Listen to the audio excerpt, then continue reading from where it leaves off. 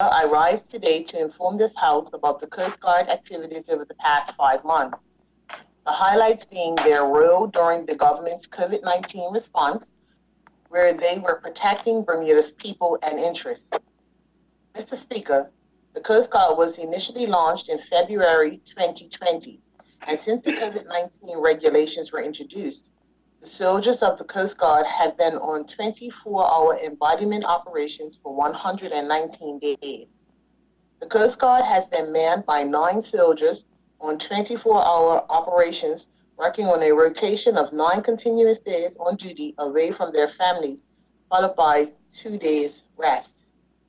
During this period, they have worked alongside 2 Bermuda Police Service Marine Section officers and 2 parish constables with Sergeant Major Jeffrey Patterson, a 30-year veteran of the regiment commanding daily operations. Mr. Speaker, I take this opportunity to issue my personal thanks to those soldiers and police officers working in the Coast Guard who have and continue to keep our waters safe for all of us to enjoy. We are all indebted to their families as they have shouldered the enormous domestic burden whilst the soldiers in their lives have been away from their home for so long. Finally, we give thanks to their employers who have released these part-time soldiers from their normal work to serve their country during such a difficult time. Mr. Speaker, throughout this period, these part-time soldiers, in collaboration with their full-time police colleagues, have been living and operating from their depot at the police barracks and club in Dockyard. They have been active on the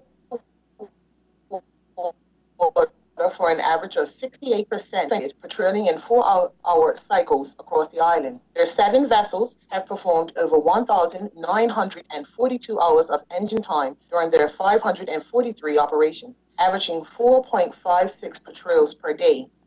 Of the 119 days on operations, there were only 3 days where no patrols were conducted due to bad weather. They have recorded or intercepted 10,112 vessels, averaging 18.62 vessels per patrol. Mr. Speaker, this time on the water has seen this unit provide significant safety and security measures to ensure the safety of our people. In detail, they have issued tickets or assisted with 69 summonses for COVID-19 breaches, including raft-ups or curfew offenses, arrested 11 individuals for suspicion of operating a vessel under the influence, issued 73 tickets for associated marine violations, such as no navigational lights, no safety equipment, 5 knots no wake, 100 meters from shore offenses. Search and rescue of a lone kayaker on the night of June 14th during the thick fog mist, 9 responses to gang-related activity, performing 6 arrests, 1 arrest for lobster diving out of season, which was within the statutory 1-mile zone during the 23-hour shelter in place.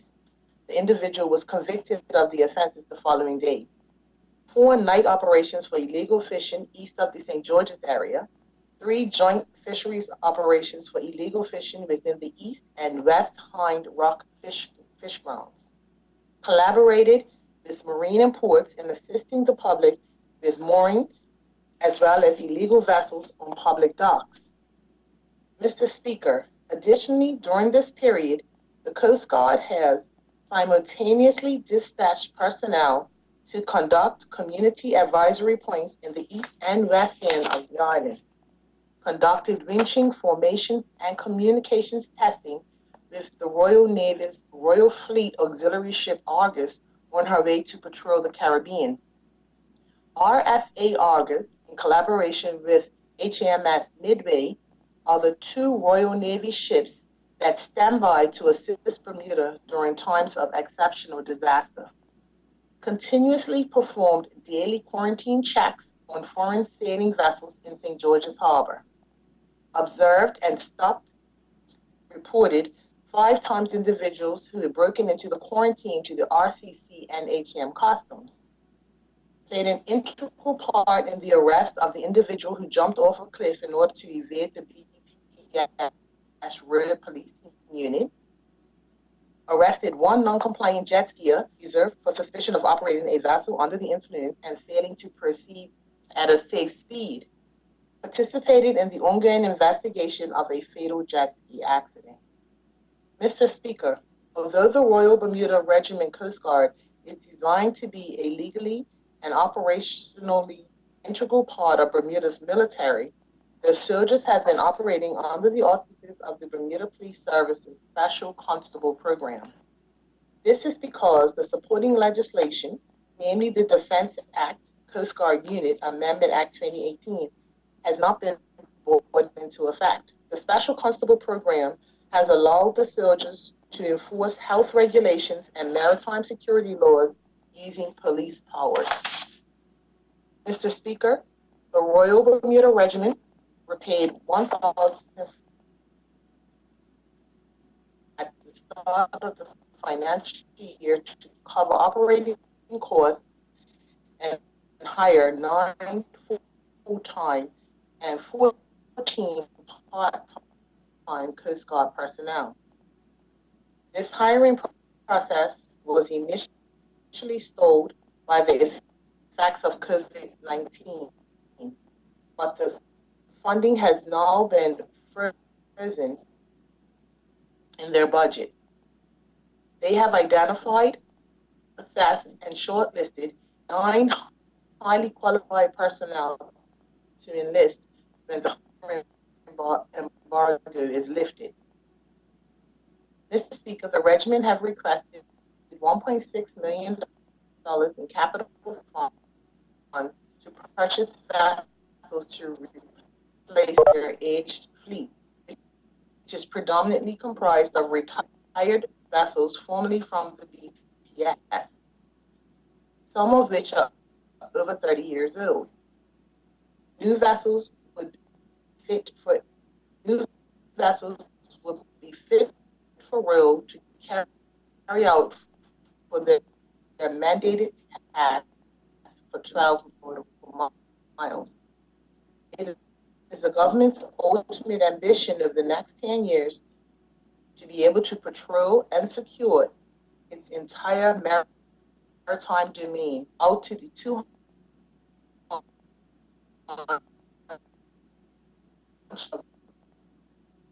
9 soldiers. Minister, we seem to be losing you. If you can get closer to your mic or adjust it. By 7 full-time police officers. I'm sorry, Mr.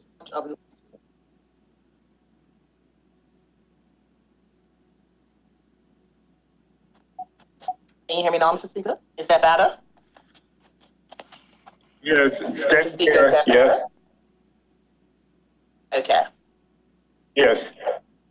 The initial tranche of 9 soldiers must be complemented by 7 full-time police officers or officers from other government departments who support maritime laws, such as marine and ports, customs, or environmental protection. The annual cost of salaries for a Coast Guard 40 men by 16 Royal Bermuda Regiment soldiers is $1.4 million. Mr. Speaker,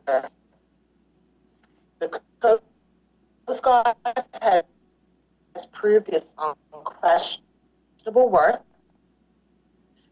and resilience over the past 4 months and is now working through the peak of the boating season.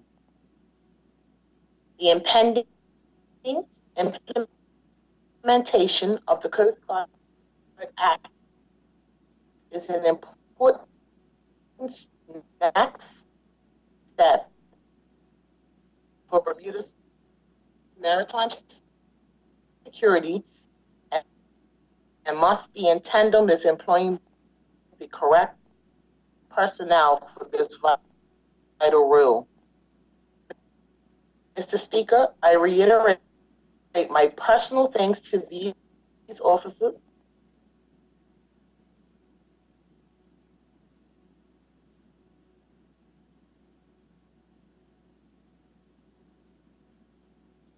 Minister, we lost you totally that time.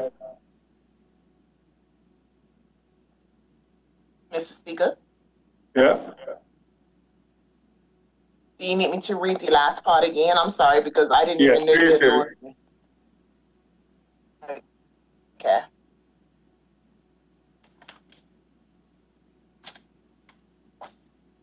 Mr. Speaker, we heard as far as from the initial tranche. Sorry, what was that, ma'am? Mr. Speaker. The initial tranche, I'm on page 5 in the last paragraph. Okay. The initial tranche of 9 soldiers must be complemented by 7 full-time police officers or officers from other government departments who support maritime laws, such as marine and ports, customs, or environmental protection. The annual cost of salaries for a Coast Guard fully manned by 16 Royal Bermuda Regiment soldiers is $1.4 million. Mr. Speaker, the Coast Guard has proved its unquestionable worth and resilience over the past 4 months and is now working through the peak of the boating season. The impending implementation of the Coast Guard Act is an important next step for Bermuda's maritime security and must be in tandem with employing the correct personnel for this vital role.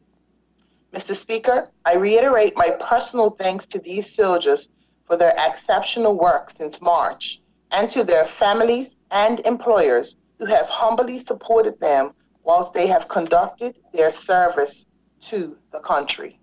Thank you, Mr. Speaker.